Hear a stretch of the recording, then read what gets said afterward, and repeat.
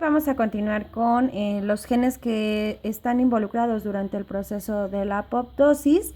Estos genes va a ser el gen que tenemos en esta parte de aquí, gen CMYC y genes NUR. Estos dos van a participar durante el proceso del ciclo celular cuando requiera generarse algún tipo de apoptosis y también van a participar cuando las células que no están participando dentro de este ciclo generen alguna apoptosis.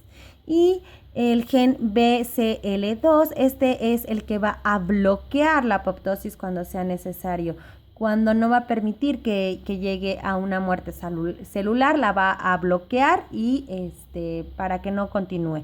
Y el gen P53 es el que nos va a permitir identificar cuando exista un problema en el genoma. El genoma es un conjunto de 23 pares de cromosomas y cuando uno de estos tiene algún daño, el gen P53 es el que va a actuar en la apoptosis de este genoma o de este cromosoma que está dañado, por ejemplo. Entonces, el gen P53 se va a encontrar en el núcleo de las células, pero también es muy importante que ustedes conozcan que en los diferentes textos van a encontrar que este gen es conocido como el guardián del genoma. Entonces es conocido de esa forma en los diferentes textos. Y está constituido por 393 aminoácidos. Dentro de las funciones de este gen encontramos que es un supresor importante de factores tumorales en el cuerpo, es decir, identifica que existe un tumor y va a tratar de eliminarlo por medio de apoptosis, el gen P53, y también va a controlar funciones de las proteínas en los puntos de control dentro del ciclo celular. Recordemos que en el ciclo celular, cuando una célula no es apta para continuar el ciclo, esta sale de él y entonces genera apoptosis interviniendo el gen P53. También coordina el ciclo normal de apoptosis en otras células y también va a identificar el daño que puede existir en el ADN para poder frenarlo en el ciclo celular y también provocar una apoptosis antes de entrar a la mitosis. Y tenemos que también va a intervenir en el metabolismo del ADN y en la angiogénesis, la cual es la reparación de vasos sanguíneos en nuestro cuerpo. También va a participar en una respuesta inmunológica, inmunológica y sistema inmune. Tiene que ver cuando identifique cuerpos extraños en nuestro cuerpo, lo cual va a activarse una apoptosis por medio de la participación del P53. Y también va a participar en la diferenciación celular, migración celular y comunicación entre células. De esta forma participa nuestro gen P53 en nuestro organismo. De manera general hay más funciones, sin embargo, rescaté las más importantes para el tema. Y tenemos que junto con la proteína MDM2 van a participar juntas en la reparación celular, en la apoptosis y en la transcripción entre células. También deben de tomar en cuenta de que si existe una mutación en ambas proteínas, vamos a tener varios tipos de cáncer en nuestro cuerpo. Si fallan, se produce el cáncer. Pero porque hace rato les mencionaba, se considera el guardián del genoma, el P53, pues es precisamente porque es el encargado de bloquear la división celular. Nuestro cuerpo tiene una producción continua de células en nuestro cuerpo, entonces lo que va a hacer el P53 es bloquear esta división celular para crear más y al bloquear la división celular también vamos a hacer que las células que han sufrido daño en su material genético sean bloqueadas durante el P53 y también es llamado guardián del genoma porque también detiene las células en la fase G1 del ciclo celular cuando éstas no son aptas para continuar, con el objetivo de reparar el ADN antes de replicarse. Por eso es importante y es considerado el guardián del genoma, el P53. Y también pues mantiene la integridad del genoma, mantiene que se mantenga en su forma ideal y funciones ideales, pero también, aparte de mantenerlo sano, va a crear apoptosis cuando identifica daños en el ADN. Por eso lo cuida y lo salvaguarda de cualquier situación que presente daño o amenaza al propio ADN para poder identificarlo y para poder procesarlo y para poder crear una apoptosis que no continúe dañando este ADN para que pueda repararse. Si no se repara, entonces produce cáncer, o si no produce cáncer, muere la célula. Entonces tenemos lo siguiente que tiene que ver con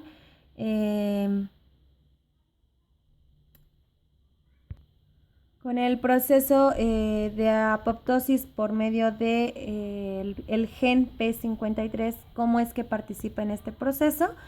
Y pues primero va a actuar cuando no exista, es decir, el grupo de factores de crecimiento cuando no existe en nuestro cuerpo, cuando también va a haber una sobreexpresión de oncogenes, es decir, células cancerígenas, o cuando existe la presencia de la proteína E1B. De esta forma, cuando existen cualquiera de estas tres que acabo yo de mencionar, va a participar nuestro gen P53, ahí me faltó un 3, pero este grupo va a mandar señales al gen P53, de esta forma manda más o menos señales, para que se combine y actúe, mande llamar a los genes VAX y a este conjunto de genes, y juntos entonces van a actuar en la apoptosis de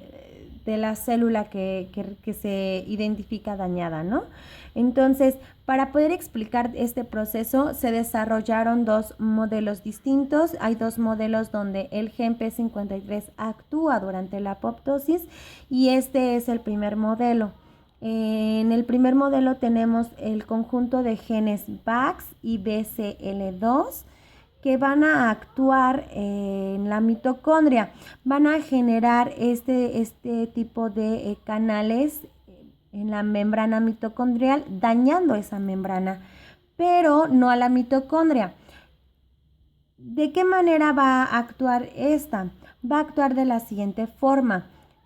Por medio de estos poros o de estos canales que van a crear estos genes en la membrana de la mitocondria, va a estar regulándose la salida del citocromo C. El citocromo C es una proteína la cual vimos en la fosforilación oxidativa, que permite, recuerdan, entrar y salir, más bien salir hidrógeno al exterior o regularlo en este proceso de apoptosis por medio de P53 en este modelo, es que va a salir de la mitocondria, ya no es funcional, por lo tanto va a salir. Vuelvo a repetir este proceso. Estos genes van a crear canales, y por estos canales va a salir el citocromo C, y este es el que ya habíamos visto en fosforilación oxidativa. Entonces, cuando ya salió de la mitocondria, va a combinarse con la proteína APAF-1. Esta es una imagen de la proteína citocromo C, y esta es una imagen de la proteína APAF-1. Entonces, tanto el citocromo C como el APAF1, van a juntarse junto con otra proteína más que se llama procaspasa 9. Esta procaspasa 9 ellos van a provocar activar a esta para formar como un reliete, y este reliete se le llama cascada Y a esta cascada o a este relieve va a girar y a provocar una muerte celular. De esta forma y con la participación del P53 es que se genera una apoptosis modelo 1, y en el modelo 2 vamos a encontrar lo siguiente.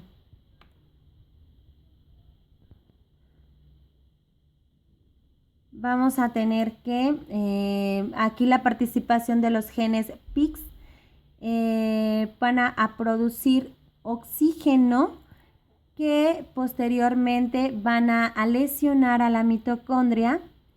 Esta es una mitocondria sana y esta es una mitocondria lesionada. De esa forma va a lesionarla y va a provocar activar lo que es ¿cómo se llama? La cascada procaspasa 9, en forma de relieve, lo que va a provocar una muerte celular. De esta forma es el modelo 2 del gen P53.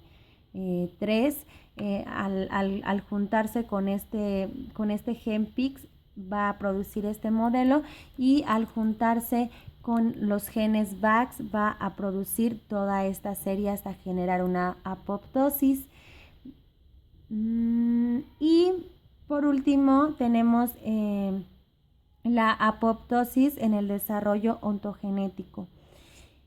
Es importante que ustedes identifiquen que también durante el proceso de fecundación y sucesivamente hasta crear pues ya formalmente un bebé, hasta incluso el parto, es que se va a llevar a cabo la apoptosis de manera natural, de manera normal, sin ser inducida, para que pueda existir un crecimiento en el desarrollo del feto, y en este caso para que ustedes identifiquen pues del bebé, ¿no?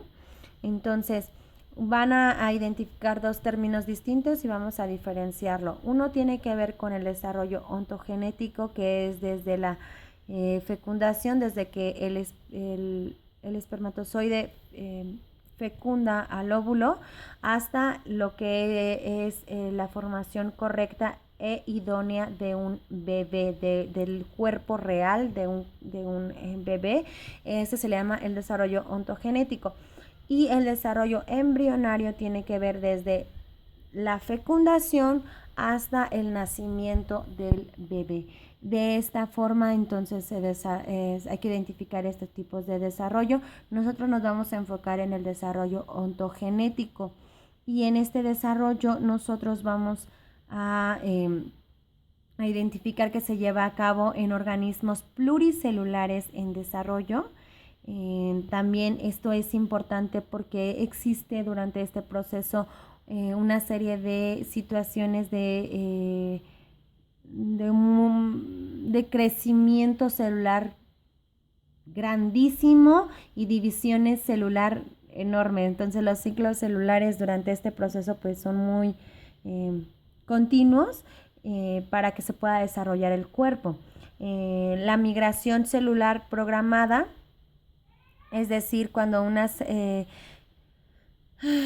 células hacen su función para el desarrollo de las manos, de los pies, va a migrar a otro lugar para conllevar su muerte, para que no perjudique lo que se está desarrollando en ese lugar. Entonces tenemos que la apoptosis en el desarrollo ontogenético tiene como función control del número de células.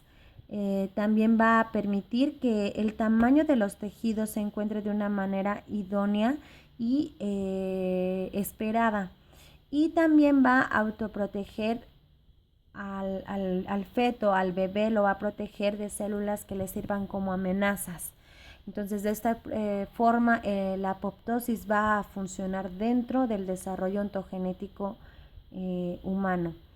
Y también, de qué otra forma, para mí es importante que ustedes identifiquen que durante el desarrollo ontogenético es normal, es muy normal sobreproducir las células de manera excesiva, de manera no correcta para un cuerpo adulto, pero sí para el desarrollo ontogenético.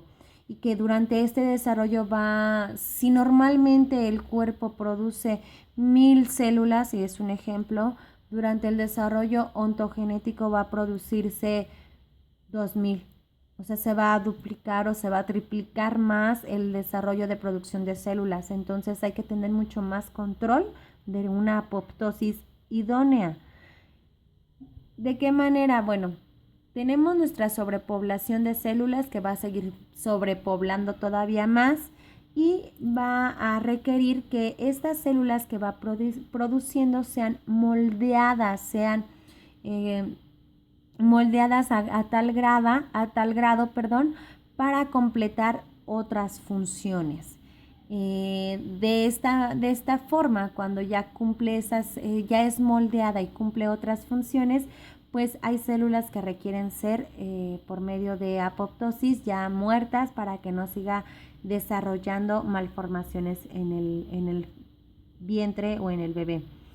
Un ejemplo de este tipo de células que necesitan generarse apoptosis durante este desarrollo, pues es precisamente los conductos de Müller.